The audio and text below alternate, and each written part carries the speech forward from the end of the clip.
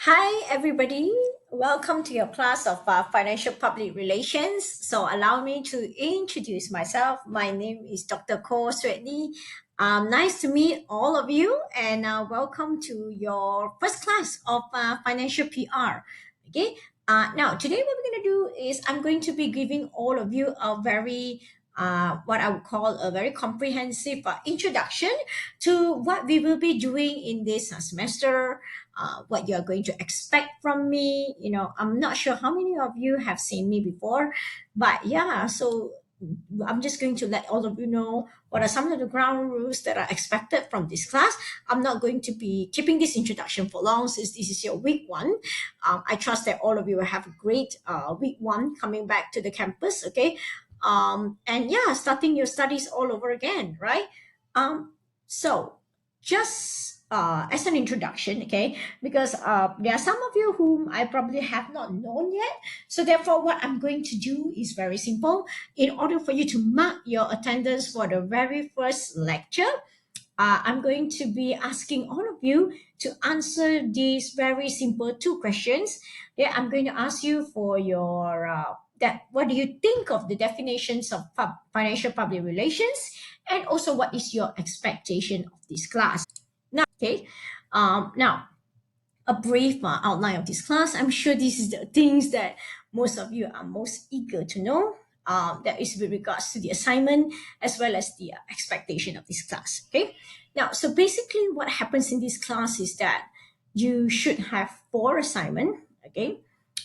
Spent across the semester with one final examination. Meanwhile, what I have to do is to just tell all of you about the confirmed assignments, and what is expected of this class.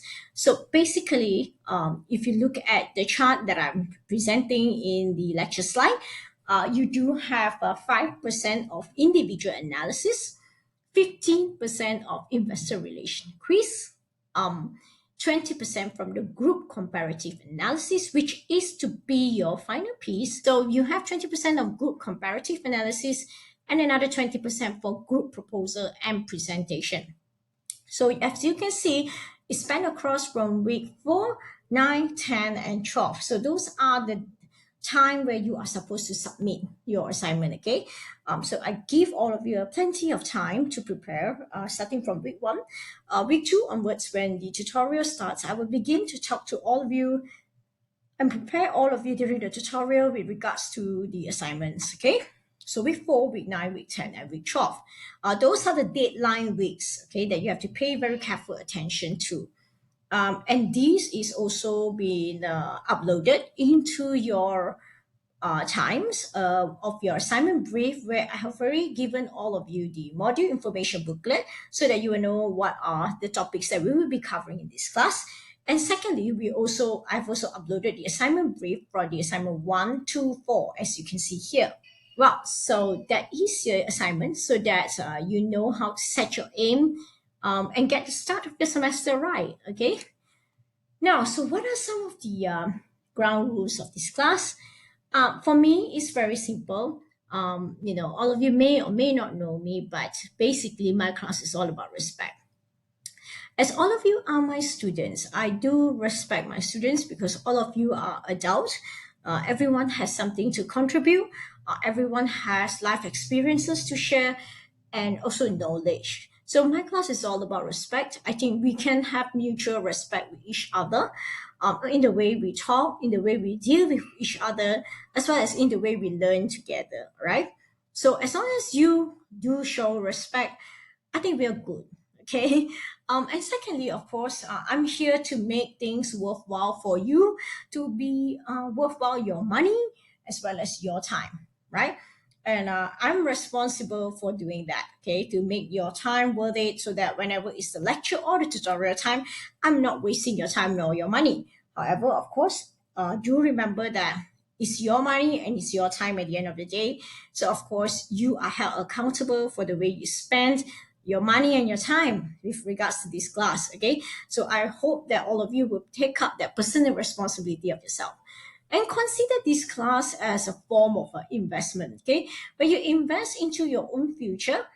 And learn something that is useful that you'll be able to use in future in your career. Okay, you are always free to reach out to me by all the avenues available, because you will see that I've uploaded in the announcement my Facebook page where you can PM me, or you can also email me. Okay, and you can also make appointment to see me face to face or via Zoom if you would like to. But just book me anytime you feel like seeing me.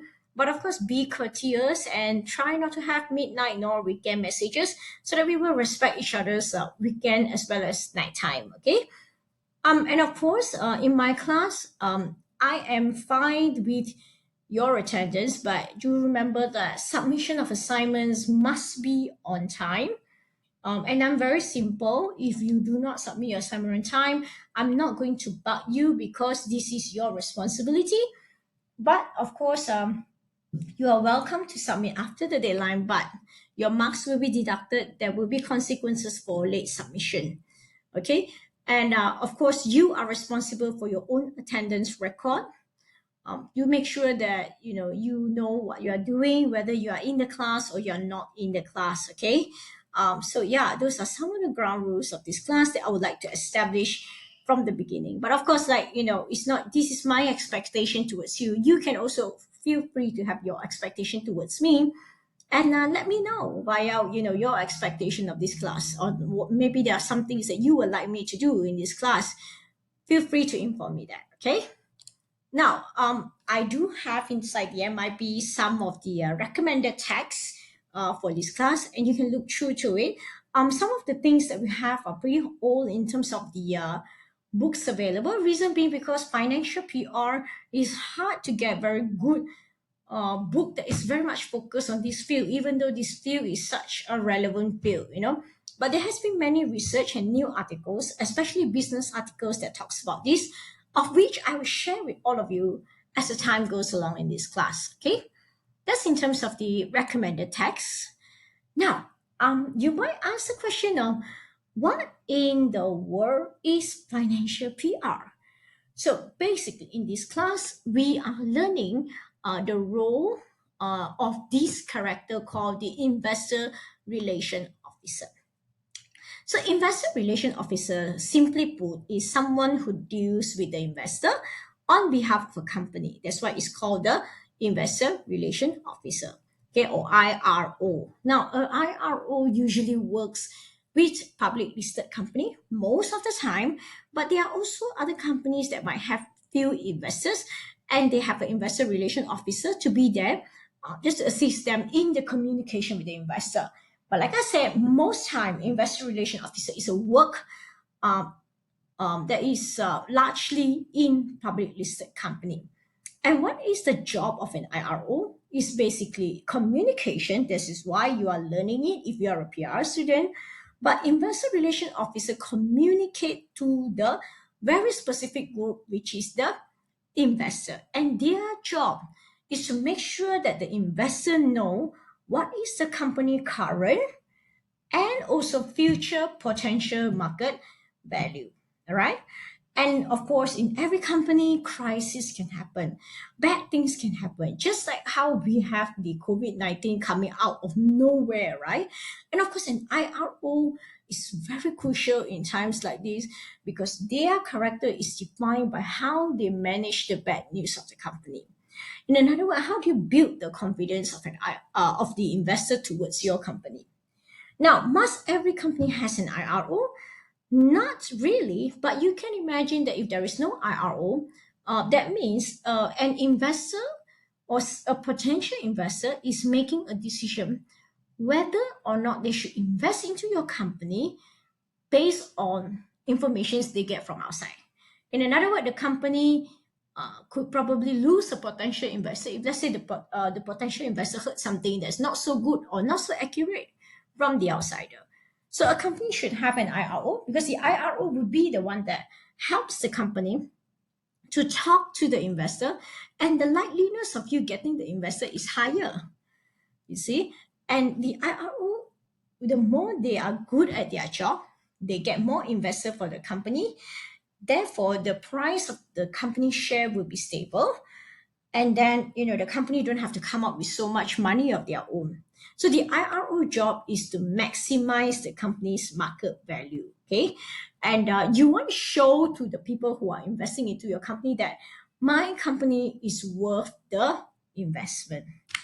Now, of course, a lot of people ask the question of, does that mean an IRO need to know about accounting, finance, and so on? Well, of course, that knowledge of finance definitely help, and you definitely need to know a little bit about finance, okay? But a large portion of it is very much communication skill and communication skills that is required within this job.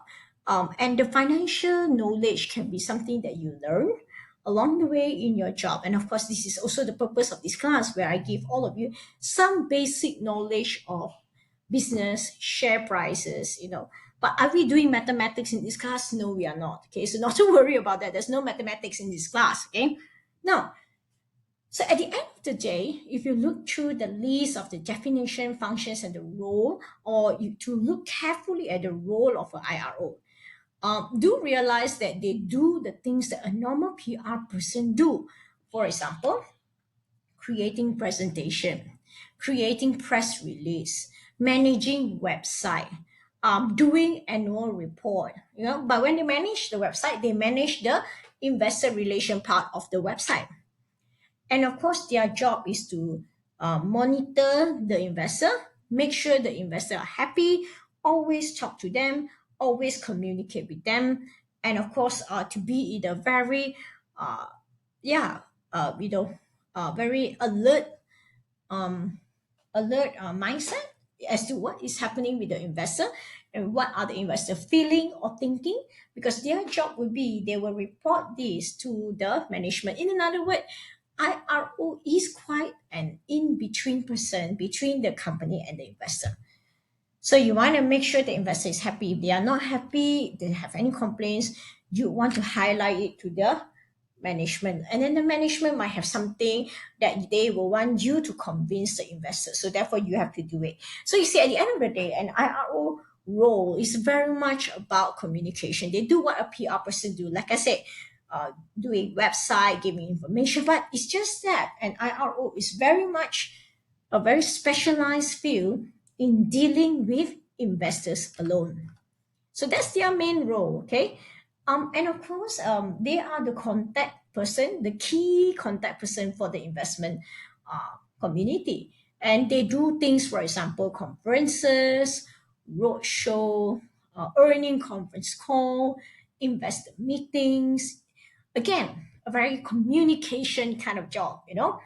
And they are, like I said, the in-between person where they provide feedback to the management about what the investor are saying, and then they also provide feedback to the management about what they have been seeing is happening among the investor, and whether the investment community uh, what do the investment committee feel about buying more of your stock, or what do they feel about how much you are giving them in return. So those are the things where they are in constant contact with the investor to make sure the investors are happy.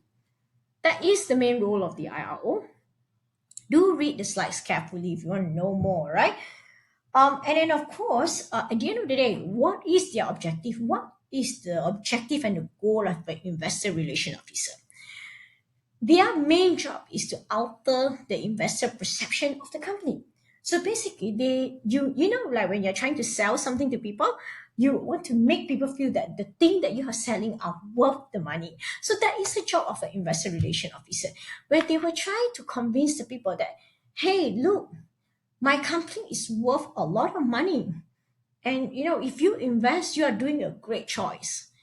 And not only that, they will also be doing things like increasing analyst coverage. I will talk about analysts in one of our classes. Who are these financial analyst people that you have to deal with if you are an investor relation officer? Okay. And your job is to make your company well known among investors. That's why you do roadshows and conferences and so on. And the more investor you get, the more your company stock price or share price will be stable. So it reduces the ups and downs. So your company is stable because you have very good group of investor. And of course, your job is to manage the investor. So that is their ultimate objectives and their goal. Now, you might ask the question, then what is the difference between this IRO or what you call financial PR people with other PR practices? Look at the table. As I mentioned earlier, financial PR focuses specifically on investor relations, whereas other PR practices, they focus on different groups of people, employee, community, or media. Financial PR people or IRO is focused on building relationship with financial analysts and stockbroker. Whereas other PR practices, they focus on building good relationship with the media, the community, and as well as other stakeholders. Now, an IRO works very closely with finance department and top management. They are the mediator between investor and the company. Whereas for other PR practices, they are the mediator between public and the company. Okay. Now, financial PR or IRO is in charge of earning releases, industry event, and presentation to analysts, brokers, and investors. Whereas for other PR practices, they are in charge of events, public events, company events, and presentations to employee, public, and community. But at the end of the day, they do have some form of similarity, where an IRO and a normal PR practitioner, they both create presentation, press release, and also deal with the media, but for different purposes. Okay, they are both in charge of the website. They are both involved in annual reports, and they both do media monitoring. Okay, and therefore, at the end of the day, like I said earlier, investor relation officer are always in close contact with the finance department. Okay, this is the list of reason why. Okay, because if you are not working closely with the finance department, you don't know about the figures, right? The figures, profit, losses, margin, it all comes from the finance department, and you are to work closely with them so that you will know what are the financial area that's not covered yet.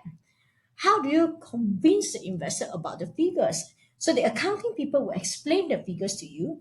You are the one who brings it to the investor.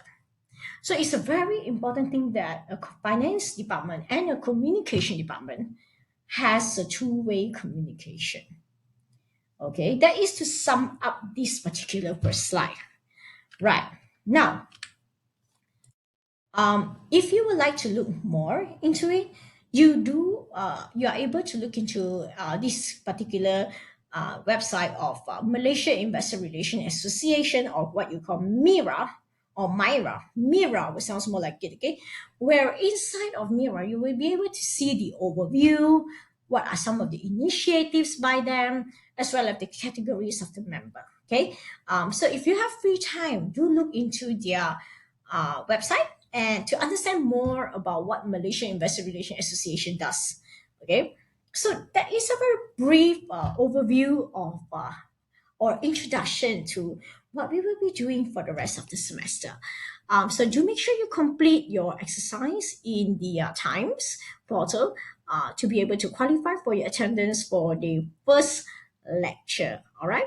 Now, the second lecture will also be a pre-recorded video next week. And I'm looking forward to see all of the tutorial class. Okay, so all the best, and I see everyone around. So do take care and welcome to my class once again. Okay, bye.